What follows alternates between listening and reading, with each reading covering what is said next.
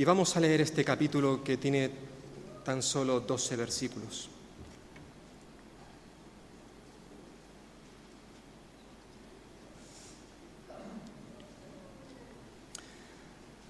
Deuteronomio capítulo 34 dice así: Subió Moisés de los campos de Moab al monte Nebo, a la cumbre del Pisga, que está enfrente de Jericó, y le mostró Jehová toda la tierra de Galaad hasta Dan, todo Neftalí, la tierra de Efraín y de Manasés, toda la tierra de Judá hasta el mar occidental, el Nehueg, el valle y la llanura de Jericó, ciudad de las palmeras, hasta Zoar. Y le dijo: Esta es la tierra que prometí a Abraham, a Isaac y a Jacob, diciendo: A tu descendencia la daré. Te he permitido verla con tus ojos, pero no pasarás allá. Allí murió Moisés, siervo de Jehová, en la tierra de Moab, conforme al dicho de Jehová, y lo enterró en el valle, en la tierra de Moab, enfrente de Bet-peor, y ninguno conoce el lugar de su sepultura hasta hoy. Tenía Moisés 120 años de edad cuando murió. Sus ojos nunca se oscurecieron, ni perdió su vigor. Lloraron los hijos de Israel a Moisés en los campos de Moab 30 días. Así se cumplieron los días de llanto y de luto por Moisés. Josué, hijo de Nun, estaba lleno del espíritu de sabiduría, porque Moisés había puesto sus manos sobre él, y los hijos de Israel lo obedecieron, haciendo como Jehová mandó a Moisés. Nunca más se levantó un profeta en Israel como Moisés, a quien Jehová conoció cara a cara.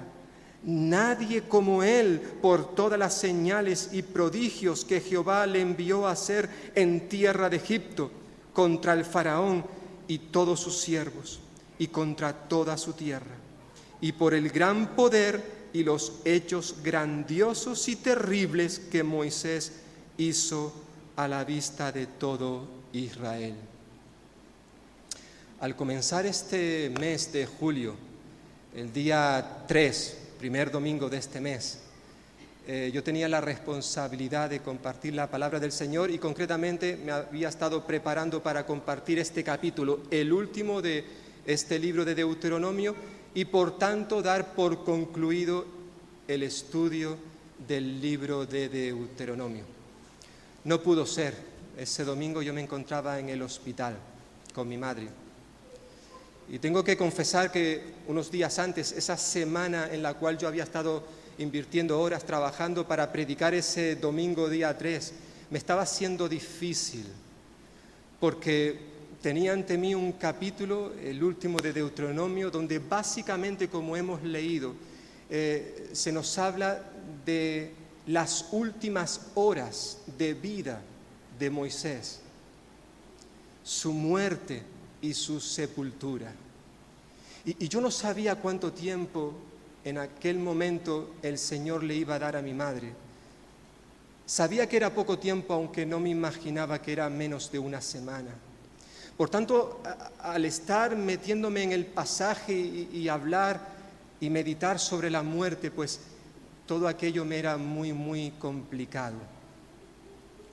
Quiero agradecer a aquellos hermanos que durante esas semanas me estuvieron sustituyendo en el púlpito.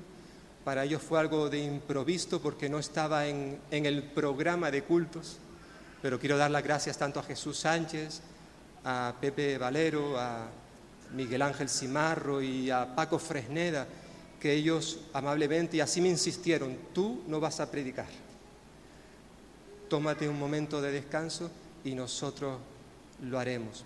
Evidentemente esta semana ha vuelto a ser complicada, aunque algo más tranquila, a pesar del tema que tenía delante de mí. Un capítulo que en muchas de nuestras Biblias se le ha puesto un título que dice Muerte y sepultura de Moisés. Me gustaría hablar de este capítulo, pero antes creo que es necesario que podamos ver dos pasajes más que están en este libro precisamente de Deuteronomio. Por un lado, podríamos dividir la exposición de esta mañana en 3 puntos. Por un lado, el deseo de Moisés. Lo vimos en su momento, no con ese título, pero sí hablamos en su momento en este libro capítulo 3, pero lo tenéis ahí escrito para que no lo busquéis y así no perdáis de vuestra vista el capítulo 34. Moisés, como bien sabemos, había sido la persona elegida, escogida por Dios para liberar a su pueblo de la esclavitud a la cual estaba sometida en Egipto. Y Dios utilizó a Moisés para sacar a su pueblo y llevarlo por el desierto hasta introducirlo en la tierra prometida. Pero como bien sabemos, debido al pecado de Moisés, él no pudo entrar en Canaán. Dios no se lo permitió. Aunque él lo deseaba profundamente, él clamó, le pidió al Señor, Señor, quiero entrar, no solamente ver, sino también entrar en la tierra prometida. Estuvo insistiéndole al Señor por medio de muchas oraciones. En ese pasaje de capítulo 3 que vimos en su momento, nos dice el texto que en aquel tiempo oré, está hablando Moisés, oré al Señor y le dije, pase yo. Dice otra versión, déjame entrar, te ruego, y ver aquella tierra buena que está más allá del Jordán, aquel buen monte y el Líbano. Pero Jehová el Señor se había enojado contra mí a causa de vosotros, por lo cual no me escuchó, sino que me dijo, basta, basta. No me hables más de ese asunto. Hay al menos 2 cosas interesantes que me gustaría resaltar de ese pasaje que vimos en su momento. Por un lado, vemos que Moisés era un hombre de oración. Su vida así lo reflejaba, como vemos o hemos visto a lo largo de este libro, como también de los otros libros del Pentateuco, los primeros 5 libros del Antiguo Testamento. Moisés, como era evidente, después de 40 años guiando al pueblo de Dios por el desierto, él no solamente quería ver, sino también quería entrar en la tierra prometida. Esa tierra que el Señor había prometido a sus padres en el pasado. Y por lo que vemos en la respuesta del Señor a esta oración, no cabe duda que Moisés había estado durante mucho tiempo insistiendo, porque eso es legítimo. Dios quiere que insistamos. Dice el Nuevo Testamento que debemos de perseverar en la oración. Y Moisés fue un hombre que perseveró en la oración.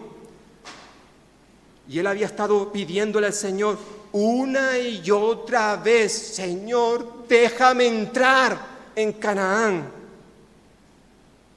Pero Moisés no esperaba recibir la respuesta que le dio el Señor. Basta, basta, déjame de pedirme eso. No me hables más de ese asunto, no me hables más. Es decir, Moisés había estado machacando al Señor por medio de la oración. Señor, dame esto, dame esto. En cierta forma esto me recuerda también la actitud, el comportamiento del apóstol Pablo, cuando nos dice la Escritura allí en la segunda carta a los Corintios, que Pablo fue un hombre que el Señor bendijo mucho, grandemente, y le había dado revelaciones como a pocas personas se le habían dado. Y él nos dice en esa segunda carta a los Corintios que el Señor, para que no se le subiera los humos a la cabeza, dice una versión, otra dice, para que yo no me crea más de lo que soy, he tenido un sufrimiento, dice Pablo, una especie de espina clavada en el cuerpo. Otra versión dice un aguijón en la carne, que como un instrumento de Satanás vino para maltratarme. 3 veces 3 veces le he pedido al Señor que me quite este sufrimiento, pero el Señor me ha dicho: Pablo, mi amor es todo lo que necesitas. Otra versión diría: bástate con mi gracia. Mi amor es todo lo que necesitas, pues mi poder se muestra plenamente en la debilidad. Dicho de otra forma, Pablo, me estás pidiendo una cosa y no te la voy a dar. Te voy a dar otra, pero no lo que me pides. Moisés, como Pablo, fueron 2 hombres de oración. A lo largo de su vida vieron cómo el Señor respondía a sus oraciones. El Señor daba lo que ellos le pedían. Pero no siempre el Señor actúa así. Y a veces estos grandes hombres de Dios, hombres de oración, no recibieron lo que les solicitaban a Dios. Y hermanos y hermanas, esto sigue sucediendo en el día de hoy. ¿Cuántas veces tú has visto tus oraciones respondidas? Yo de una forma especial la he visto en este último año de mi vida. He visto la respuesta del Señor a mis oraciones, una y otra vez. Pero tenemos que reconocer que a veces Dios no nos da lo que le pedimos. No es que Él no nos esté escuchando, no es que Él no responda a nuestras oraciones, responde, pero no como a nosotros nos gustaría que nos respondiese, pero Él responde. Y a veces nos da lo que le pedimos porque Él entiende que lo necesitamos, y otras veces no nos da lo que le pedimos porque Él entiende que eso no lo necesitamos en este momento. Quizás más adelante o nunca nos dará eso, pero evidentemente Dios sigue actuando de la misma manera. Lo que tenemos que tener claro es que tenemos que seguir siendo hombres y mujeres de oración. Una y otra vez se nos exhorta en la palabra de Dios. Lo vimos el jueves pasado, en ese precioso texto de Primera de Tesalonicenses capítulo 5, aunque no nos paramos a meditar en eso. Pero allí el apóstol Pablo nos insiste, tanto a la iglesia de Tesalónica como a la iglesia en el día de hoy: orad sin cesar. Sin cesar. No dejemos de hacerlo, aunque no veamos la respuesta a nuestras oraciones. Porque en cierta forma nuestro deseo tiene que ser que al final se haga la voluntad de Dios. El Señor no le permitió a Moisés entrar en la tierra prometida, pero sí le permitió verla desde lejos. Por eso en ese pasaje que hemos estado viendo hace un momento del capítulo 3, el Señor le dijo: mira, sube a la cumbre del Pisga y alza tus ojos hacia el oeste, el norte, el sur y el este. Mira con tus propios ojos, porque no pasarás el Jordán. Instruye a Josué, anímalo, fortalécelo, porque él ha de pasar delante de este pueblo y él les entregará la tierra que verás. Y esto fue, hermanos y hermanas, lo que realmente sucedió, como hemos leído hace un momento en el último capítulo de Deuteronomio, capítulo 34. Moisés, a pesar de que él había pedido al Señor, le había dicho cuál era su deseo: Señor, dame, permíteme esto. Pero a pesar de que el Señor no le permitió ver la tierra prometida o entrar, Moisés decidió someterse al criterio de Dios, aceptando su voluntad como la mejor opción para llevar a cabo la misión del pueblo de Israel. Y hermano y hermana, esto debería ser también tu actitud y la mía. Cuando oramos al Señor, cuando le pedimos algo, nuestra oración siempre tiene que terminar de esta manera: Señor, esto es lo que yo deseo, esto es lo que yo te pido, algo para mí, algo para mis familiares, para un vecino, esto es lo que yo te pido, pero me gustaría, te suplico que al final, lo que se haga sea tu voluntad, tu voluntad. Eso es lo que el Señor también dijo en su oración modelo, cuando estaba enseñando a sus discípulos a orar, en ese Padre nuestro que estás en los cielos, santificado sea tu nombre, venga tu reino, hágase tu voluntad en la tierra como también en el cielo. Hágase tu voluntad, no la mía.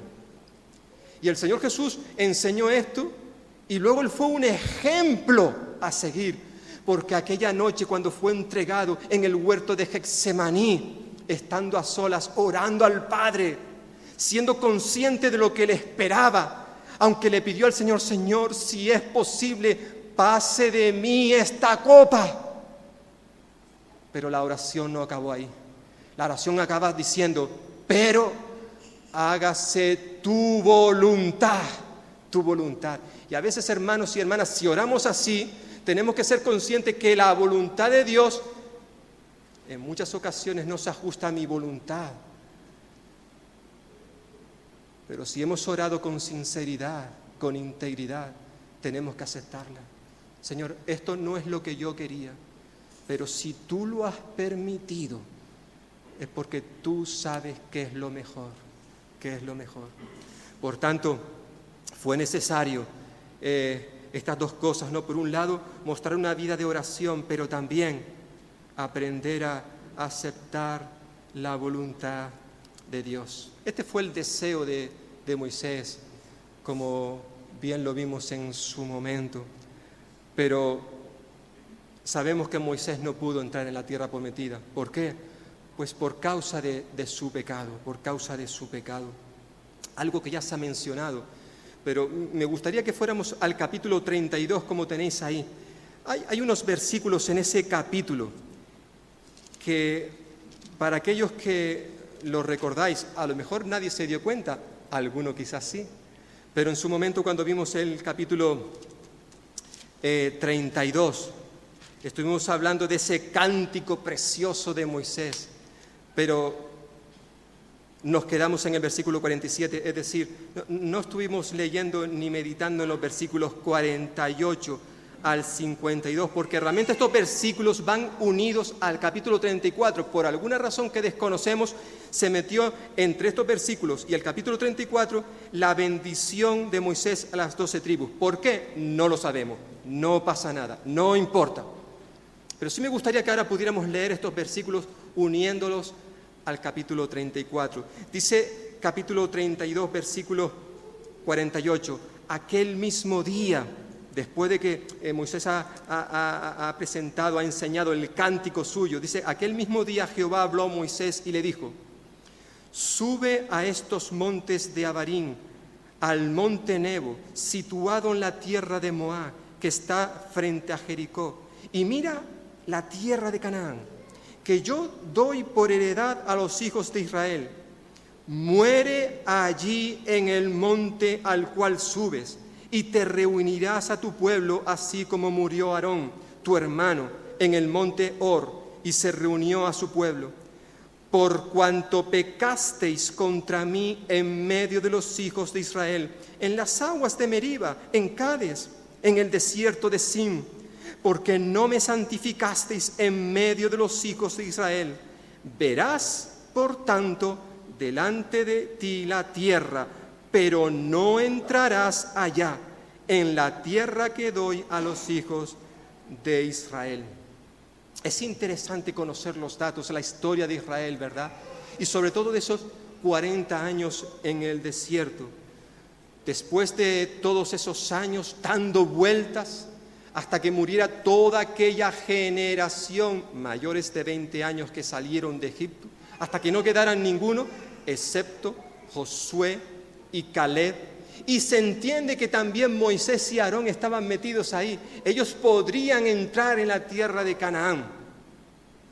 Pero, lamentablemente, después de 40 años dando vueltas en el desierto, nos dice Números capítulo 20, que en el primer mes, es decir, después de los 40 años, en el primer mes, resulta que el pueblo allí en el desierto no encontraron agua. Algo parecido a lo que sucedió 40 años atrás cuando salieron de Egipto, que tampoco encontraron agua. Y el pueblo se enfadó, el pueblo murmuró contra Moisés, contra el Señor. Bueno, lo que pasó hace 40 años atrás vuelve a suceder ahora en el primer mes después de haber salido de ese deambular por el desierto. Moisés ya había vivido muchas experiencias, situaciones difíciles con el pueblo de Israel, y él, juntamente con su hermano Aarón, habían actuado como el Señor le había dicho. Ahora nuevamente, debido a la demanda del pueblo, la demanda era: ¡danos agua! ¡Queremos beber! Moisés, como hizo en el pasado, como ha estado haciendo hasta ahora, él acude al Señor al tabernáculo. El Señor le dijo lo que tenía que hacer, cómo tenía que actuar tanto él como Aarón, su hermano. Y ellos obedecieron, pero en parte, en parte. En vez de hablar a la roca, como el Señor le había dicho, háblale a la roca, ellos más bien hablaron, pero le hablaron al pueblo. ¿Y de qué manera? Allí en Números capítulo 20. En vez de hablarle a la roca, lo que hicieron fue golpearla 2 veces. 2 veces. Y esto es doloroso porque si uno examina, como hemos estado viendo, aunque no en profundidad, la vida de Moisés, vemos que una de las cualidades que caracterizaba a este siervo de Jehová, como se nos dice capítulo 34, fue la humildad. Este hombre era un hombre humilde. Sin embargo, este día, concretamente ahora frente al pueblo, mostró una actitud inusual de arrogancia, de orgullo, de ira. Bueno, lo de la ira ya lo hemos visto en él en otras ocasiones. Recordemos lo que pasó 80 años atrás cuando por ira mató a un hombre. Y debido a esta actitud, es decir, debido a este pecado, Moisés fue condenado y privado de entrar en la tierra prometida. Y hay al menos 2 cosas que me gustaría ver, no sé si me he pasado. 2 cosas, bueno, la tenemos ahí, perdón. 2 cosas en este pasaje que resaltan fácilmente. Por un lado, esta historia nos recuerda, hermanos y hermanas, la gravedad de nuestro pecado. El pecado, hermano y hermana, siempre es sumamente grave y no puede ser tomado a la ligera. Y da igual quién lo cometa. Aquí estamos hablando de un hombre extraordinario que sirvió a Dios de una manera ejemplar, como vamos a ver en los últimos versículos del capítulo 34. Un hombre que en muchísimas ocasiones había visto el poder de Dios obrando. Un hombre que tenía una relación íntima con el Señor, que podía hablar cara a cara con Él. Pero un hombre que desobedeció a Dios. Un hombre que deshonró al Señor. Y Dios no podía tratar el pecado con liviandad. La decisión de Dios de no permitir que Moisés entrara en Canaán por causa de su pecado iba a servir como una advertencia y como una enseñanza perpetua, no solamente para el pueblo de Israel, sino también para el pueblo de Dios en el día de hoy. A mí me da escalofrío leer este pasaje. Y he estado pensando en esta semana en él concretamente. Tenemos que reconocer que muchas veces tú y yo nos tomamos el pecado a la ligera. No somos conscientes de la gravedad de este. Lo que le ocurrió a Moisés es un ejemplo para ti y para mí, que si Dios no toleró el pecado en la vida de este hombre, tampoco lo va a hacer contigo y conmigo. Aunque por alguna razón que desconozco, aunque podría llegar a la conclusión que es por su gracia, por su misericordia, por su amor, por su paciencia, lo cierto es que Él, al menos conmigo, no ha hecho como hizo con Moisés. Y mira que yo tengo una información, tengo un conocimiento mucho mayor que el que tuvo Moisés. Yo tengo en mis manos el Nuevo Testamento que me permite conocer la obra y la persona de Cristo Jesús. Y a pesar de todo eso, aún muchas veces, de manera premeditada, peco contra Dios, le desobedezco. Y quizás pasa lo mismo contigo y conmigo. Hermanos y hermanas, el pecado es algo sumamente grave. Como he dicho en muchas ocasiones, fijaos, Dios no pasó por alto el que una mujer, apoyada por su marido, tomase del fruto de un árbol prohibido. Tampoco era para tanto coger un fruto y comerlo. Sí, es verdad que Dios había dicho que de ese árbol no se podía comer, pero para Dios aquello fue tan grave que como consecuencia de aquel pecado, toda la humanidad hasta el presente y hasta que venga Cristo, estará viviendo las consecuencias de ese acto. Sin olvidar que aunque es cierto que ese pecado de Adán y Eva nos afectaron a nosotros, que ninguno diga, claro, yo por culpa de ellos, mira lo que estoy pasando. No, por culpa de ellos, no. Porque lo cierto es que tú y yo somos culpables también de nuestros propios pecados. Tú y yo cada día estamos tomando del fruto prohibido. A pesar de todo el conocimiento que tenemos acerca de Jesús, como he dicho hace un momento, tú y yo, por regla general, cuando pecamos lo hacemos de manera premeditada, conscientes de lo que estamos haciendo, pero lo hacemos. Total, ya somos salvos por la sangre de Cristo. Ya tengo mi entrada para ir al cielo. Y eso me permite, al parecer, ciertas licencias. Pero eso no es así. Hijitos míos, decía el apóstol Juan, no pequéis. Ese es el deseo de Dios para ti y para mí, que no pequemos. Un cristiano no puede pecar. No puede pecar. Es cierto que lo hacemos. Por eso sigue diciendo el texto, hijitos míos, no pequéis. Pero si alguno hubiese pecado, abogado tenemos para con el Padre, Jesucristo. Jesucristo. Lo cierto es que el pecado es sumamente grave, hermanos y hermanas. Y también es importante recordar algo que nos enseña este pasaje en el que estamos meditando. Y es que la edad, nuestra edad, por muy mayores que seamos, por mucho tiempo que llevemos en los caminos del Señor, la edad no nos libra de pecar. A veces pensamos que porque llevo muchos años como creyente, ya soy mayor, pues va a ser complicado que yo peque. Va a ser complicado. Creemos que somos inmunes a fallarle al Señor.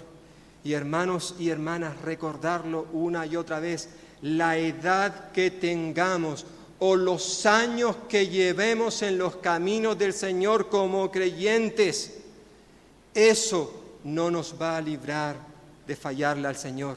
Mientras estemos en este mundo, en este lado de la eternidad, tengamos 70, 80, 90 y si alguno llega a los 100 años, vamos a seguir teniendo oportunidades para pecar. Le vamos a fallar al Señor. Aquí tenemos a un hombre de 120 años, un hombre fiel, un hombre que amaba a Dios, que le siguió a lo largo de su vida. Sin embargo, también en los últimos momentos, en esta tierra, en este mundo, aún con todo el bagaje que llevaba, él pecó contra Dios. Y por eso el Señor le dijo, no vas a entrar, no vas a entrar. Al igual que le pasó a tu hermano Aarón, que murió ya hace unos días, tú también vas a morir, no vas a entrar. Por eso qué importante es recordar aquellas palabras del apóstol Pablo escribiendo a los Corintios, cuando puso precisamente todo esto, estas historias del pueblo de Israel, le dijo, mira, todo esto sirve como ejemplo para nosotros, para que nosotros no hagamos lo mismo, dice Pablo en 1 Corintios capítulo 10, y luego añade, el que piensa que está firme, mire que no caiga. Si tú te crees que porque llevas muchos años en los caminos del Señor, que ya tú dices, algunos creyentes he oído decir, yo ya lo sé todo, ¿qué me vas a enseñar tú? Si tú eres uno de esos, dice la palabra de Dios, si tú crees que esa es tu situación, si tú crees que estás firme en los caminos del Señor, ten cuidado, estás en peligro. porque tú fácilmente puedes caer, puedes tropezar. Y todos y cada uno de los que estamos aquí, hermanos y hermanas, es lo que está ocurriendo en nuestra vida, que continuamente estamos cayendo. Creemos, no, yo aquí soy fuerte, yo aquí seguro que no, y caemos. Por tanto, ¿qué dos aplicaciones más necesarias para nosotros en el día de hoy, que tiene que ver con el pecado de Moisés? Pero no solamente vemos ese deseo de Moisés en el capítulo 3, el pecado de Moisés que se vuelve a recalcar ahora en este texto que hemos leído, sino también en nuestro capítulo 34 se nos habla de la muerte de Moisés.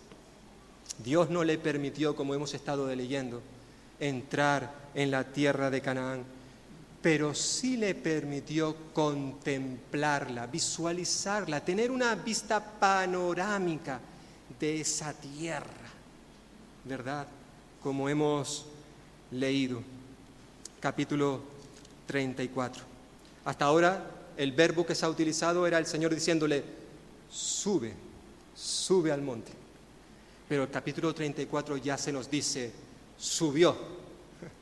Ya estamos en ese día. Ya estamos en ese día donde Moisés sube al monte, versículo 1 del capítulo 34, de los campos de Moab, al monte Nebo, a la cumbre del Pisga, que está frente de Jericó. Y le mostró Jehová toda la tierra de Galaad, hasta Dan, todo el Neftalí, la tierra de Efraín, de Manasés, toda la tierra de Judá, hasta el mar occidental, el Nehué, el valle y la llanura de Jericó, ciudad de las palmeras, hasta Zoar. Tuvo que ser todo un privilegio para Moisés el poder ver todo aquello. Pero una vez que lo vio, nos dice versículo 5 que Moisés murió.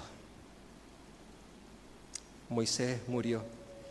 Y este relato, hermanos y hermanas y amigos que estáis aquí o que podáis ver esta predicación más adelante, este relato al menos nos dice tres cosas muy importantes que debemos de tener nosotros en cuenta cuando hablamos de la muerte. Por un lado, te guste o no, la muerte, para el creyente también, si Cristo no viene antes, la muerte es una realidad. Que nadie tenga la menor duda en cuanto a esto. La palabra de Dios nos habla de la seguridad de la muerte. Cuando Moisés subió al monte, versículo 1, hemos leído, él era consciente de que iba a morir. Pero es interesante que no lo vemos lloriqueando, no lo vemos enfadado o quejándose contra Dios. Tampoco vemos que se haya apoderado de él el pánico o el temor por tener que enfrentarse a su inminente muerte. No. Tampoco lo vemos queriéndose aferrar a esta vida. Yo no me quiero ir, yo no me quiero morir. No, para nada. Todo lo contrario, lo que observamos en este hombre es a una persona que era consciente de la realidad ineludible de la muerte. Un hombre que se había preparado para morir. Un hombre que en este momento estaba listo. Aquí estoy. Ya el Señor se lo había dicho en el pasado. Ya estaba en el monte, en lo alto de esa cumbre. Y estaba preparado. Se había estado preparando para cuando llegase ese día. Hermanos y hermanas, Moisés no murió porque tenía 120 años, nos dice el texto bíblico, versículo 7. No, él no murió porque tenía 120 años. Evidentemente era una persona muy mayor, un anciano. Ya os lo podéis imaginar subiendo él solo a aquella cumbre, un hombre de 120 años. Muy mayor. Aún así, nos dice la Escritura, versículo 7, que sus ojos aún no se habían oscurecido, ni había perdido su vigor. Es decir, si este hombre no hubiese pecado de aquella manera, él hubiese entrado en la tierra prometida. Él no murió porque tenía muchos años, porque era anciano, no. Él murió, versículo 5, porque el Señor así lo había dicho, el Señor así lo había determinado. Moisés murió tal como el Señor se lo había dicho. Versículo 5, el momento de su muerte llegó en el tiempo exacto en que Dios lo tenía establecido, no porque fuera mayor, no. Y yo no sé tú, hermano y hermana, pero este texto a mí personalmente me trae consuelo, me trae paz. El saber que Dios conoce el día y la hora en que yo voy a dejar esta tierra. Él lo sabe. Yo no voy a morir ni antes ni después del tiempo establecido por Dios. Esa es la realidad que tú y yo como cristianos tenemos que recordar, porque la palabra de Dios así nos lo está diciendo una y otra vez. Nuestra vida está en las manos del Señor y Él sabe el momento exacto. Tú y yo no vamos a morir por una enfermedad, por un accidente de tráfico, porque somos muy mayores o por cualquier otro motivo. No, vamos a morir porque así Dios lo tenía establecido. Llegará un día, llegará una hora. Eso es lo que dice el autor del libro de Hebreos capítulo 9 versículo 27. Está establecido al hombre y a la mujer que mueran una sola vez. Y eso es para ti y es para mí. Y qué consuelo trae a nuestra vida saber estas cosas. Amigo y amiga, hermano y hermana, igual que sucediera con Moisés, en este momento tú y yo estamos subiendo a un monte.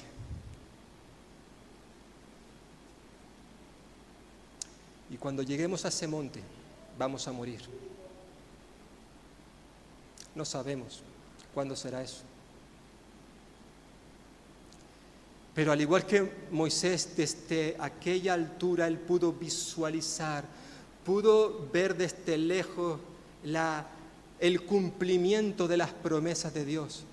Tú y yo como creyentes, gracias a la palabra escrita, la palabra de Dios, también podemos tener una vista panorámica de lo que nos espera cuando hayamos cruzado esa puerta.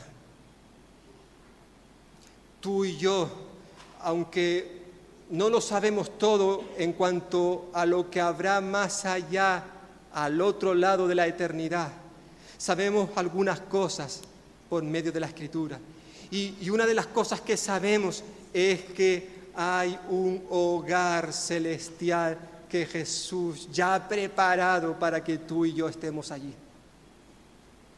Dios nos ha prometido muchas cosas, hermanos y hermanas. Muchas de esas promesas las veremos, otras no. Porque muchas de esas promesas las recibiremos cuando estemos con Él en su presencia. La herencia que tú y yo vamos a recibir como creyentes son cosas incorruptibles, imperecederas. Como diría el apóstol Pedro en su carta, que nos espera allí en el cielo. Nuestros ojos aún no han visto muchas de esas bendiciones, pero un día las veremos, como diría el apóstol Pablo, cosas que ojo no vio, ni oído oyó, ni han entrado al corazón del hombre, son las cosas que Dios ha preparado para los que le aman. Moisés solo tuvo una perspectiva poco corta, porque evidentemente él no lo vio todo desde aquel monte. Pero aunque él no pudo entrar en ese momento, siglos más tarde, él sí pudo entrar en la tierra de Canaán, poner sus pies en otro monte que conocemos como el monte de la transfiguración. Pero no solamente eso, sino que tuvo el privilegio de acompañar en aquel monte al Señor Jesucristo, quien juntamente con Elías, el profeta Elías, allí estuvieron conversando. ¡Qué bendición!, ¿verdad? ¿Cuánto nos espera aquellos que hemos creído en Cristo Jesús, que hemos puesto nuestra confianza en Él? Ahora en esta tierra, en este momento, estamos disfrutando de sus bendiciones, de la vida que Cristo Jesús nos ha dado. Claro que sí, pero evidentemente no será lo mismo que cuando estemos con Él gozando por la eternidad en ese lugar que Cristo tiene preparado para nosotros. Por tanto, que nadie tenga la menor duda, la muerte es segura. En este momento todos nosotros nos dirigimos a ella. Sí, todos, y da igual la edad que tengamos. Quizás podemos pensar, bueno, los mayores morirán antes, pero eso no lo sabes tú. Creo que estos días atrás aquí en Valdepeñas falleció un chico joven, era joven. Algunos hablan de una muerte prematura, eso es lo que decimos cuando escuchamos noticias como esta, pero no hay muertes prematuras, hermanos y hermanas. Para el creyente no. Porque como hemos estado diciendo, Dios tiene establecido un día en que tú y yo vamos a morir. Puede ser con 15 años, puede ser con 30, puede ser que el Señor nos permita llegar a los 90, pero en algún momento vamos a tener que partir de este mundo. La seguridad de la muerte. Evidentemente, esto a los que nos quedamos aquí nos causa tristeza. Por eso el texto nos recuerda también la necesidad de llorar. El libro termina diciéndonos que el pueblo de Israel estuvo llorando, versículo 8, haciendo luto durante 30 días por la muerte de Moisés. Aquel pueblo amaba a Moisés, aunque muchas veces no estuviera de acuerdo con su líder, pero le amaban. Es por eso que guardaron por 30 días, nos dice el texto, para poder llorarle. Pero dice 30 días, es decir, una vez que terminó aquellos 30 días, finalizó su luto. Cuando una persona a la cual amamos parte a la presencia del Señor, es normal que lloremos. Necesitamos llorar. En nuestro corazón hay tristeza, profunda tristeza. Evidentemente, nuestra tristeza, si el que ha partido, el que ha muerto era del Señor, nuestra tristeza no será como la de aquellos que no tienen esperanza. Es lo que decía el apóstol Pablo en ese precioso pasaje de Primera de Tesalonicenses.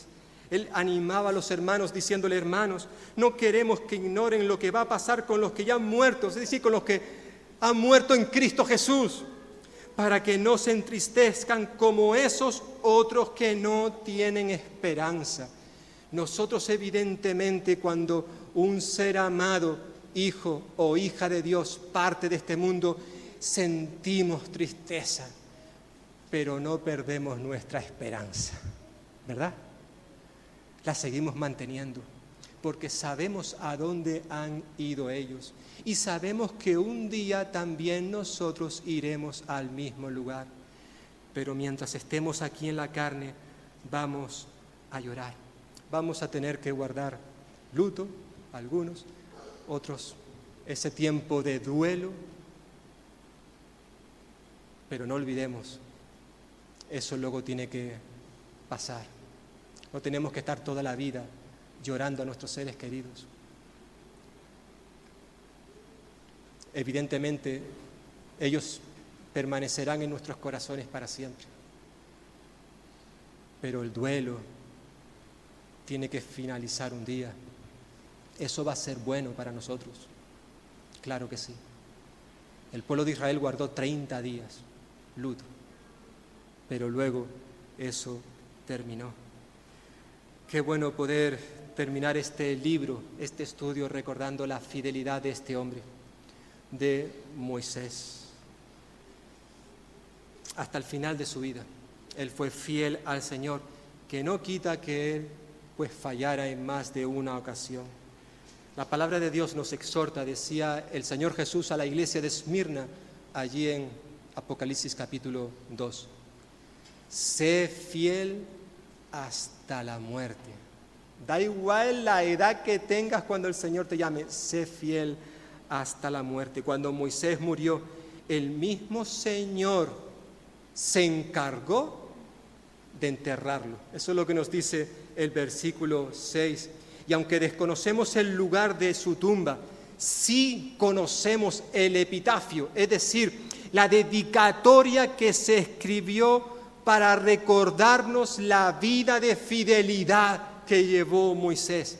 Es verdad que ese epitafio, esa dedicatoria, no se escribió en una lápida de piedra o de granito, sino que esa dedicatoria la encontramos en la misma palabra eterna de Dios. Aquí en este texto, versículos 10 y 11, se nos dice que nunca más, ¡qué expresión! Nunca más se levantó un profeta en Israel como Moisés, a quien el Señor conoció cara a cara. Dice, nadie como él. ¡Wow! Esto es tremendo lo que se nos está diciendo en este pasaje. Nadie como él. Una persona que conoció a Dios cara a cara, es decir, tuvo una relación íntima con el Señor, personal. Charles Swindoll, un pastor y escritor norteamericano, hablando sobre este tema, él reconocía que le gustaba mucho ir a los cementerios para leer los epitafios que había allí en las lápidas. Aprendía mucho haciendo esto. Y él dijo lo siguiente en una ocasión: toda lápida representa el paso del tiempo exactamente de la misma manera. El tiempo que pasamos en esta tierra siempre está representado por una pequeña línea horizontal, esa dedicatoria, eso que escribimos en la lápida, y eso es todo. La persona pudo haber vivido hasta llegar a los 80 o 90 años, pero una lápida resume toda la vida en una línea pequeña. Esa es la vida y después se acaba. Se acaba. El jueves pasado, en el culto de oración, estuvimos hablando un poquito acerca del testimonio de Andrés, el hermano Andrés, el que fundó el Ministerio de Puertas Abiertas. Y él en un momento habló, bueno, ¿qué te gustaría a ti? Más o menos vino a decir, ¿qué te gustaría que se pusiera en tu lápida? Yo no sé si alguno de vosotros ha pensado en eso, incluso ya lo tiene escrito. Tampoco sé si sería bueno que fueras tú quien escribiera algo de ti. No lo sé. Pero ¿qué se diría de ti y de mí una vez que hayamos muerto? ¿Cómo se podría resumir en una sola frase quién fuiste tú o quién fui yo?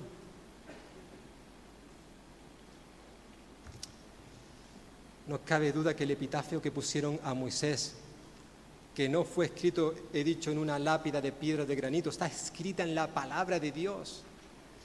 Dice que nunca más se levantó un profeta en Israel como él, a quien el Señor conoció cara a cara. Dice, nadie como él, nadie como él.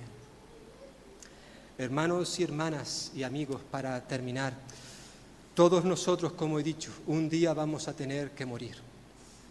Y yo me pregunto, ¿estás preparado? ¿O piensas que todavía no es el momento? Eso para más adelante. Como si tú supieras cuándo vas a morir.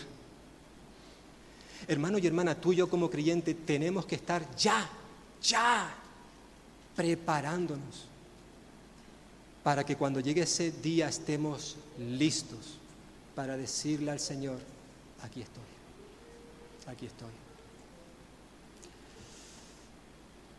Evidentemente ninguno de nosotros podemos escoger ni el día, ni la hora, ni la forma de morir, pero sí podemos, hermanos y hermanas, decidir de qué manera queremos vivir hasta que llegue ese día. El apóstol Pablo, escribiendo a los romanos, dijo, si vivimos, para el Señor vivimos, y si morimos, para el Señor morimos. Así pues, sea que vivamos o que muramos, del Señor somos, le pertenecemos a Él. Es decir, que nuestra meta en esta vida sea la de honrar y glorificar a Dios, sea en una situación, mientras vivamos, como sea en la otra, el día que muramos. El día que muramos. Para Pablo, la razón suya para vivir era Cristo. Por eso, escribiendo su carta a los filipenses, dijo, para mí el vivir es Cristo. Es decir, mientras yo esté en este mundo, quiero que mi vida gire alrededor de la persona de Cristo. Y también quiero que sepáis que si tengo que morir, eso no me va a restar, no me va a sumar, porque el morir es ganancia. Él era consciente que cerrar los ojos aquí, partir, decía él en esa carta, era abrir los ojos con Cristo. Porque prefiero partir y estar con Cristo, algo que sucede de manera simultánea.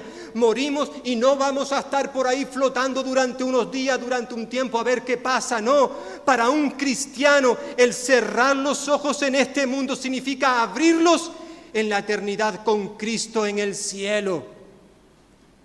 Para mí el morir es ganancia. Y espero, hermanos y hermanas, que tú y yo como creyentes podamos recordar esto cada día, porque en cualquier momento podemos partir. Cristo vino para darnos vida a todos, pero esa vida la recibiremos en la medida en que le entreguemos nuestro corazón a Él. El Señor Jesús dijo: de verdad os digo, el que oye mis palabras y cree al que me envió, tiene vida eterna.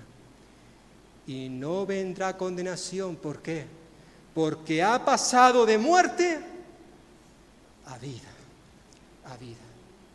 Eso no lo pudo entender Moisés todavía. Muchas de estas cosas, aunque él sabía que iba a estar con el Señor. Pero nosotros sí lo sabemos. Damos gracias a Dios por la vida de Moisés, por lo que Él nos ha dado, Dios a través de este siervo suyo, los primeros 5 libros de la Biblia, la ley. Como diría el apóstol Juan en su evangelio al comenzar, dijo: porque la ley fue dada por Moisés, pero la gracia y la verdad vinieron por medio de Jesucristo. Este libro en el cual hemos estado estudiando durante un largo tiempo es un libro que nos presenta la gracia y el amor de Dios para con cada uno de nosotros. Esa gracia que sigue derramando Cristo en cada uno de sus hijos y que también quiere derramarla en aquellos que aún no son de Él. Cristo Jesús, como vamos a recordar en este momento, vino para darnos vida, pero para que tú y yo podamos tener vida, Él tuvo que dar la suya. Él tuvo que morir en la cruz del Calvario. Y en este momento nos acercamos a esta mesa para precisamente recordar ese acontecimiento al tomar el pan y al tomar el vino. Recordamos su cuerpo clavado en la cruz por ti y por mí, y recordamos esa sangre derramada en aquel madero para que nos limpie de todo pecado. Por tanto, si aún no conoces a Cristo, ven a Él.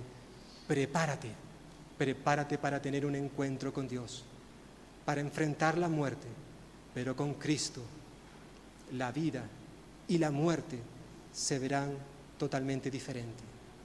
No solamente se trata de vivir esta vida con esperanza, sino también morir con esperanza, porque sabemos a dónde vamos. Amén.